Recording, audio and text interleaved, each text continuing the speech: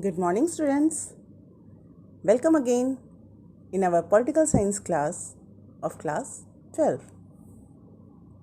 Today we will start chapter 5 of book 2, that is Challenges to and Restoration of the Congress System. Before starting new chapter, it is must to recapitulate the things we have studied earlier. After independence, Congress was the most popular party and won 3 consecutive elections and became the winning party for almost 15 years. Then we studied the India's external relations with its neighboring countries. Pakistan attacked to India 2 times in 1947-48 and in 1965. And China attacked in 1962.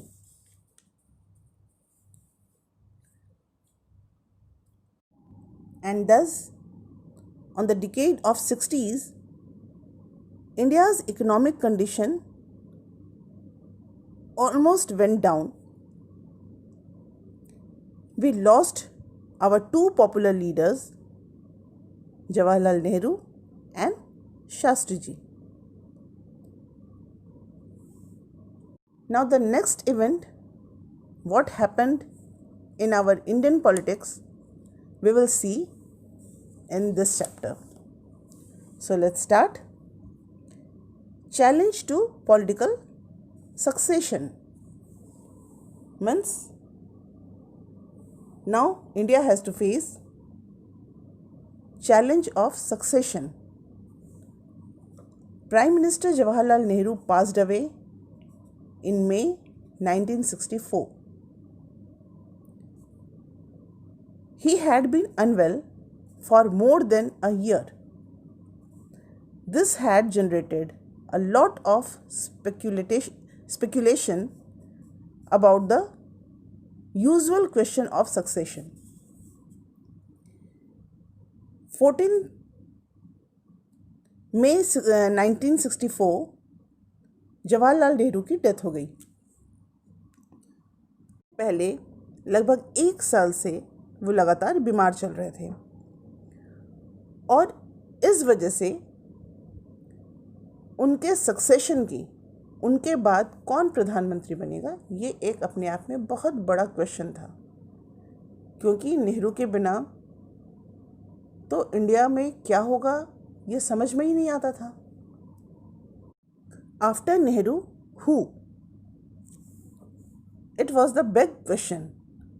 But in a newly independent country like India, this situation gave rise to a more serious question: after Nehru, what? So, the important question was not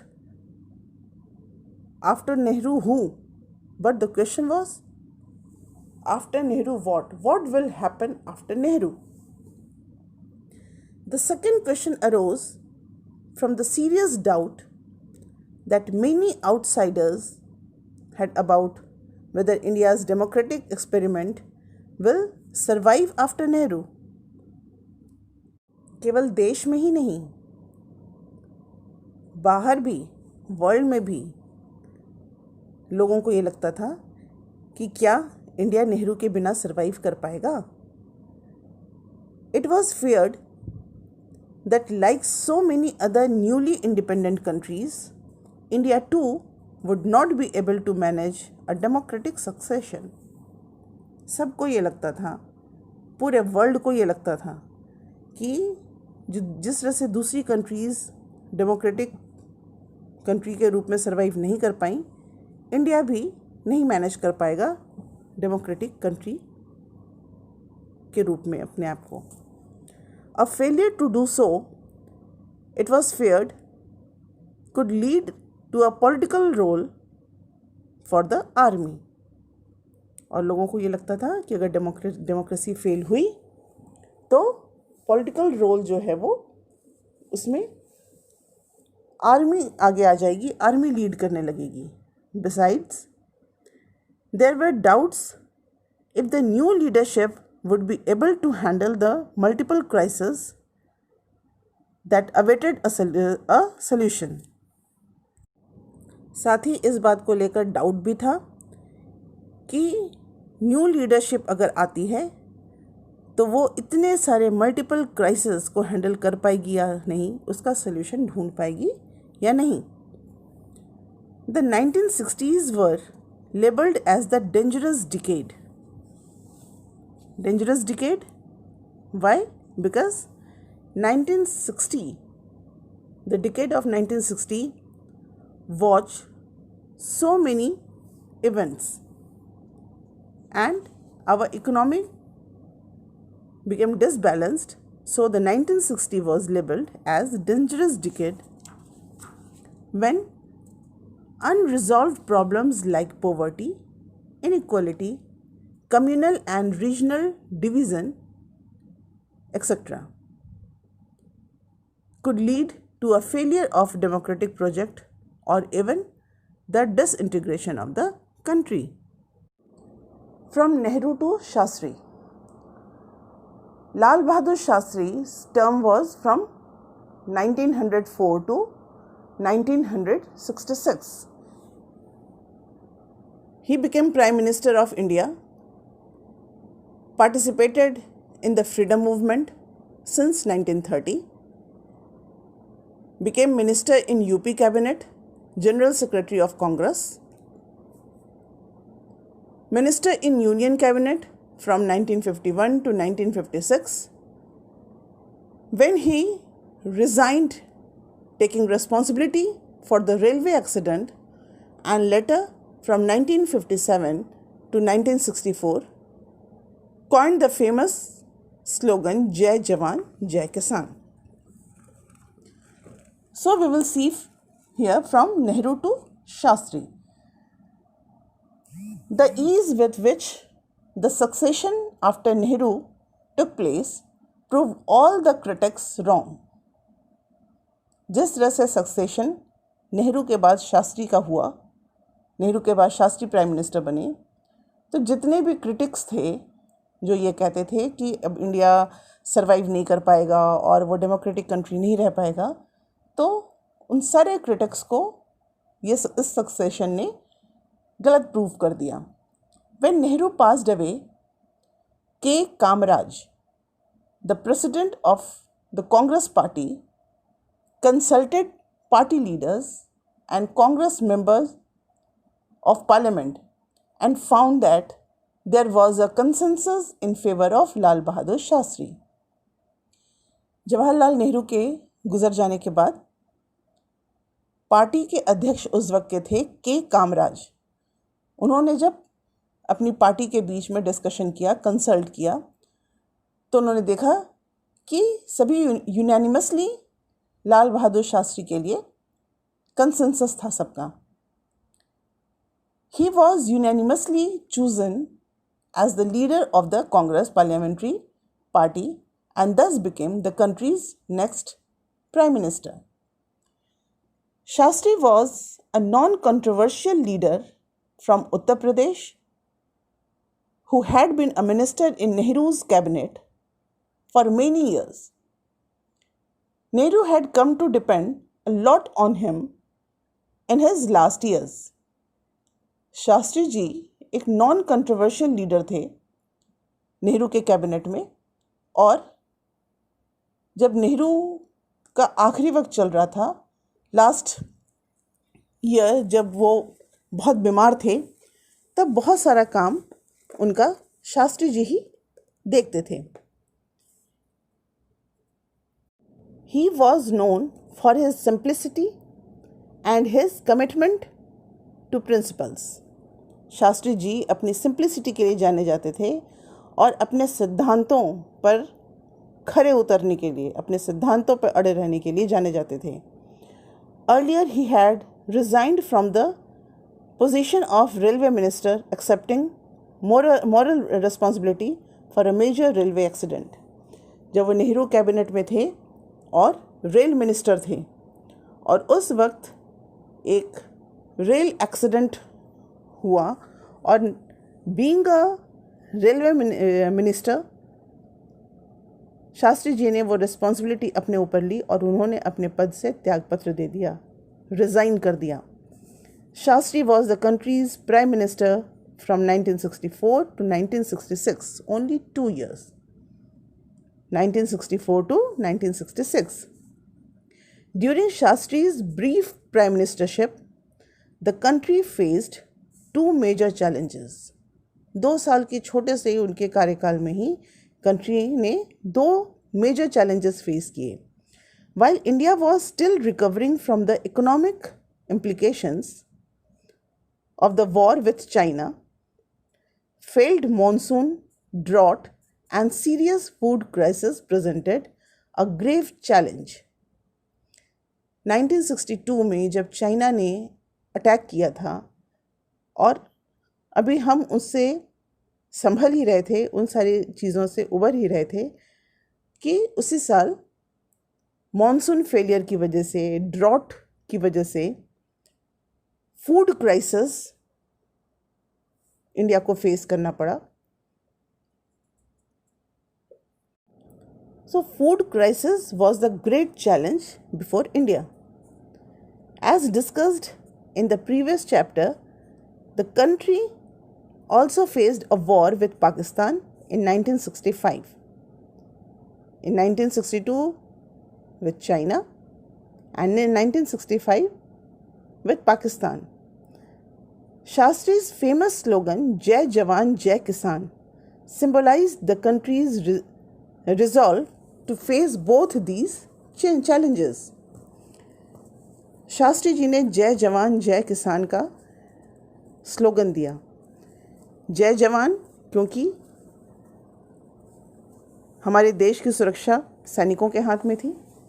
China के बाद तुरंत attack किया पाकिस्तान ने 1965 में, और साथ ही साथ किसान जो फार्मर्स हैं इम्पोर्टेंस दिया, क्योंकि कंट्री में जो फूड क्राइसिस है उसको संभालने में वो फार्मर्स ही आगे आ सकते थे.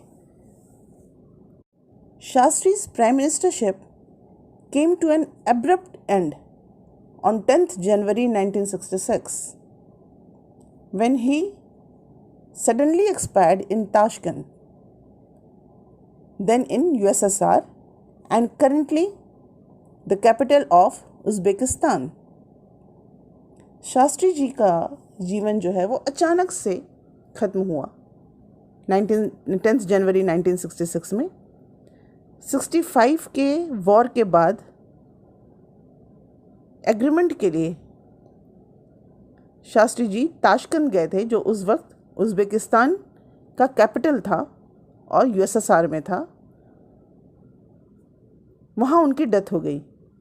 He was there to discuss the sign and agreement with Muhammad Ayub Khan, the then president of Pakistan, to end the war. Passed away, and in January 1966, Shastri ji also expired. Then from Shastri to Indira Gandhi. In this way, the Congress faced the challenge of political succession for the second time in 2 years. पहले तो नेहरू के बाद ही हो रहा था कि who after Nehru, और 2 साल के बाद ही फिर से कांग्रेस के पास वही सक्सेशन का चैलेंज फिर से आ गया. This time there was an intense competition between Morarji Desai and Indira Gandhi. Morarji Desai had earlier served as cabinet minister of Bombay state, today's Maharashtra and Gujarat,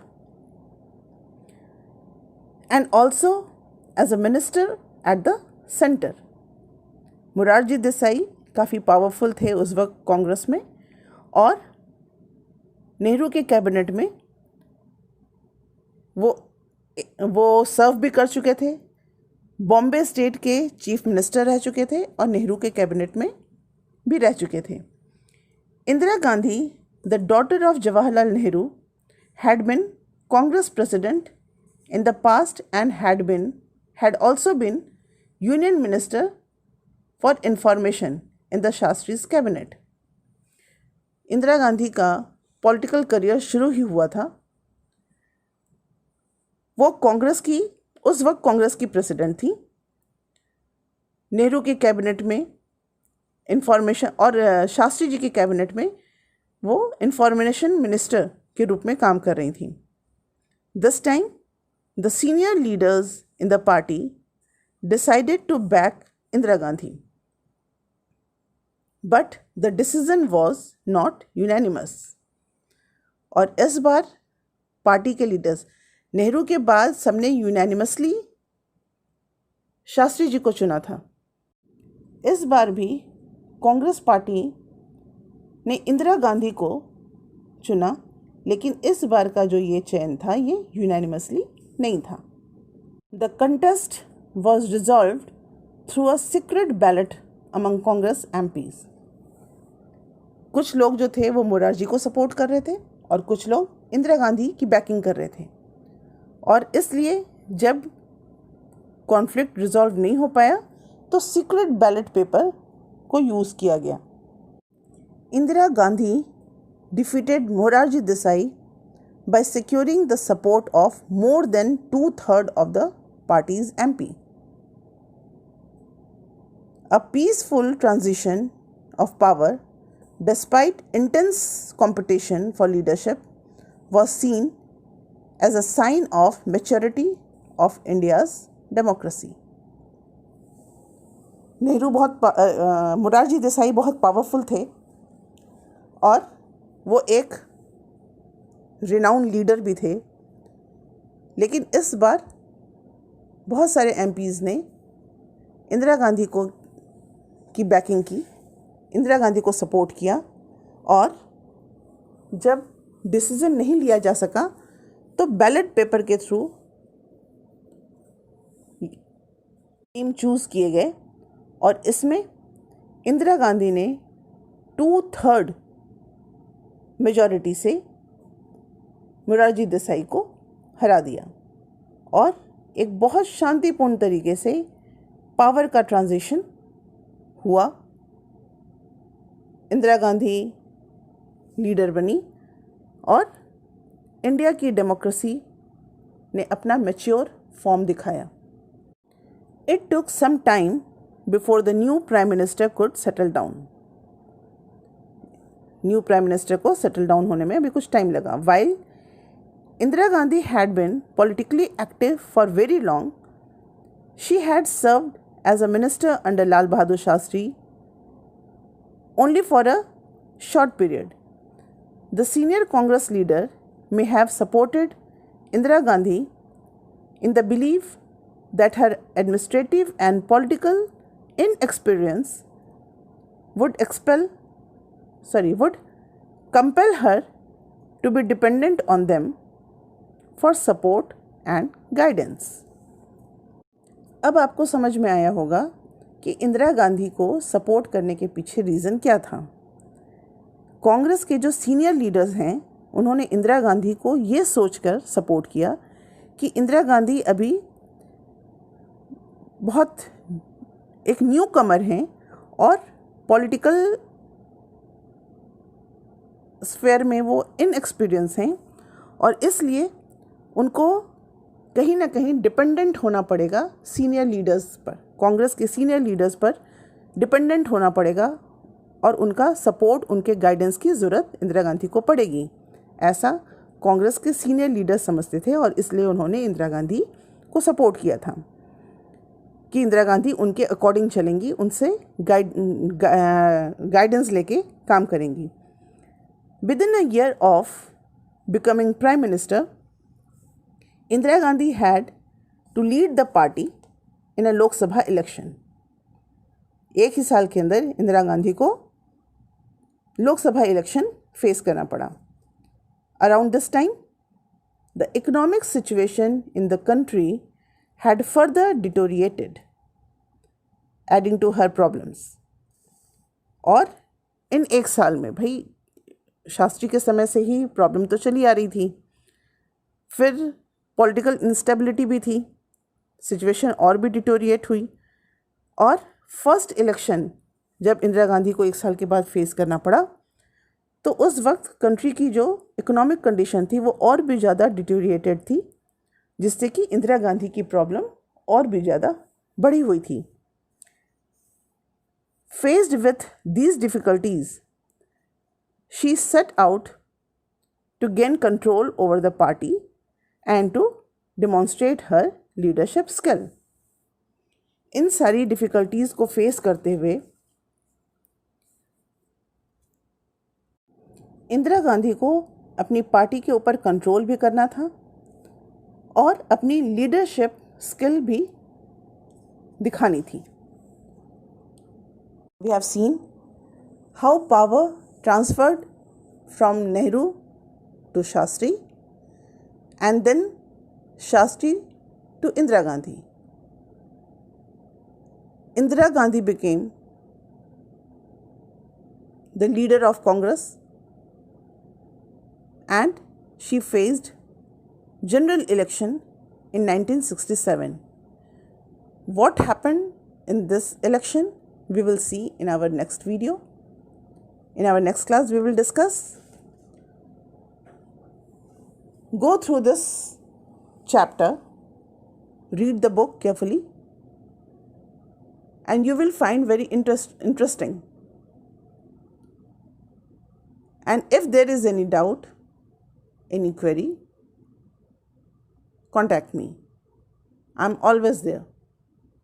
Thank you and have a nice day.